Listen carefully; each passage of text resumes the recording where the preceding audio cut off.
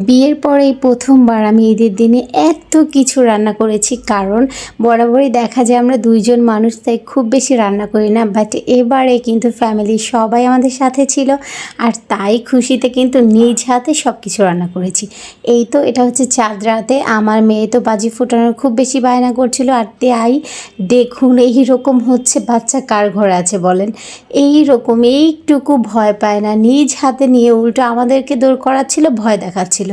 আসলে মেয়েটা খুব বেশি সাহসী, আর আমি তো রাতের বেলায় সব কিছু ভিজিয়ে রাখছিলাম, কারণ আমার তো ভোর রাতে উঠেই রান্না করতে হবে। ফ্রিজ থেকেই তো সব কিছু সুন্দর করে আমি বের করে নিয়েছিলাম, যা যা রান্না করবো, আর সব কিছুই কিন্তু আমি একদম ফ্রেশ সকাল মানে ভোর রাতেই রান্না করব। আমি কোনো ধরনের ডেজার্ট কিন্তু রান্না করে রাখিনি।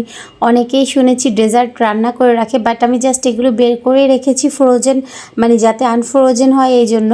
আর হচ্ছে রান্নাটা কিন্তু আমি একদম সব কিছু ফ্রেশ করব, একদম 2 ধরনের সেমাই সাথে, আর হচ্ছে এত রান্না সব কিছু একা হাতে কীভাবে করেছি সেইটাই দেখুন তাহলে।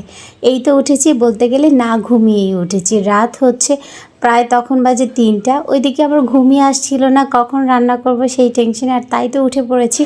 রাত 3টার দিকে আমি রান্না শুরু করেছি, বাট রান্না করতে করতে কিন্তু সকালই হয়ে গেছে, কারণ আমি খুব রিল্যাক্সে রান্না করছিলাম। প্রথমে তো আমি এগুলো সব কিছু ক্লিন করে নিচ্ছিলাম, কারণ এগুলো ক্লিন করে গুছিয়ে নিলে তারপর রান্নাটা একটু ইজি হয়ে যাবে। তবে এই রান্নার মধ্যে সবচেয়ে কঠিন পার্ট কিন্তু হচ্ছে আপনার রোস্টটা ফ্রাই করা, এটাতে খুব বেশি প্যারা লাগে আমার। আর প্রথমেই হচ্ছে আমি ডেজার্ট রান্না করব। এখন সব কিছু ক্লিন করার পর আমি 2 দিকে হচ্ছে সেমাইয়ের জন্য বসিয়ে দিয়েছি। একটাতে আমি রান্না করব হচ্ছে শলা সেমাই, যেটা হচ্ছে নারকেল দিয়ে রান্না করা, আর অন্যদিকে আমি হচ্ছে নবাবী সেমাইটা রান্না করব। এই জন্য হচ্ছে 2 দিকে আমি সেমাই রান্না করছিলাম। প্রথমেই তো ঘিতে করে আমি ওইদিকে সেমাইটা আর এইদিকে হচ্ছে বাদামটা ভেজে নিচ্ছিলাম, তারপরে এই তো লাচ্চা সেমাই বের করে নিলাম। আর এখন এই সেমাইগুলোকে আমি একদম ঘিতে সুন্দর করে টেলে নিব।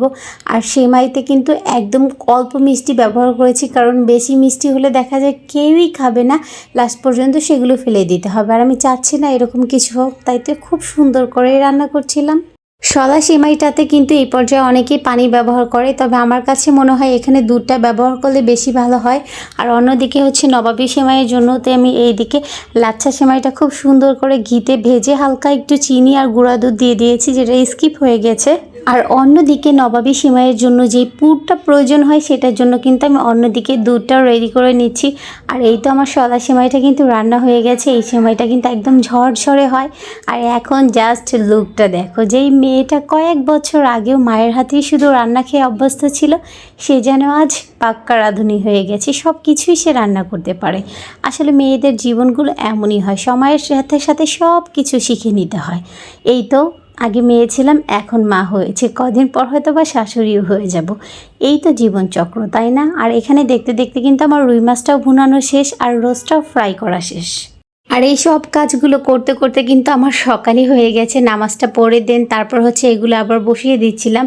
আর এখানে হচ্ছে রোস্টের জন্য বাদাম ব্রেস্তা, তারপর হচ্ছে সস সব কিছু দিয়ে নিচ্ছিলাম। আর এই তো রোস্টের মধ্যে দিয়ে দিলাম। রোস্ট রান্নার জন্য কিন্তু প্যাকেটজাত মশলাটাও ব্যবহার করছি, দেন এগুলোও ব্যবহার করছি। এতে কিন্তু রোস্টের টেস্টটা অনেক বেশি ভালো আসে।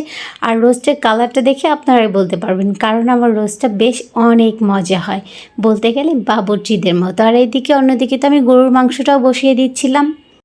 তারপরে কিন্তু আমাকে পোলাও রান্না করতে হবে, আর দেন রেডি হয়ে একটা জায়গায় যেতে হবে। আজকে এটা একটু স্পেশালি ছিল, কারণ হচ্ছে আমাদের একটা গেস্ট অসুস্থ, তার বাসায় আমরা যাব ভাবছিলাম খাবার নিয়ে। আর এই জন্যই কিন্তু হচ্ছে তড়িঘড়ি করে রান্না করা, ভোর রাতে উঠে, না হলে আর একটু হয়তো বা সকাল সকাল উঠে রান্না করতাম। আর এই তো হয়ে গেছে আমার নবাবী সেমাইটাও এখানে সেট করা হয়ে গেছে। আমি 2 দিকেই সেট করে নিচ্ছিলাম, কারণ হচ্ছে তাদের বাসার জন্য একটা, আমাদের বাসার জন্য একটা। আর এই তো ফাইনালি আমার রান্না বান্না কিন্তু অলমোস্ট কমপ্লিট। এখন জাস্ট এখানে পোলাওটা বসিয়ে দিব, দেন তারপর আমি চলে গেছি রেডি হওয়ার জন্য। আর আমার রোস্টের কালারটা জাস্ট ওয়াও না বললেই নয়, কারণ রোস্টটা কিন্তু অনেক বেশি মজা হয়। আমার রান্না কিন্তু এখানে অলমোস্ট ডান। এই যে গরুর মাংসটাও হয়ে গেছে, আর এখানে পোলাওটাও দেখতে পাচ্ছেন, সেটাও কিন্তু হয়ে গেছে। আর এখন আমার রেডি হওয়ার পালা। প্রথমেই তো আমি আমার মেয়ের জামা কাপড়গুলো বের করে দিয়েছিলাম, কারণ ওর বাবাই ওকে রেডি করে দিবে, কারণ আমি না হলে রেডি হওয়ার সুযোগই পাবো না। আর এই তো ওকে সব কিছু বের করে দিয়েছি, ওকে ওর বাবা রেডি করে ফেলেছে, আর আমিও অন্যদিকে রেডি হয়ে গেছি। এখন আমরা চলে যাব সেই উদ্দেশ্যে। সো এই ছিল আমাদের ঈদের দিনের আনন্দ। সবাই ঈদের দিনে কে কী করলে অবশ্যই জানাতে ভুলবা না। সো আজকের ভিডিও এই পর্যন্তই রাখছি। আল্লাহ হাফেজ, সবাই ভালো থাকবা।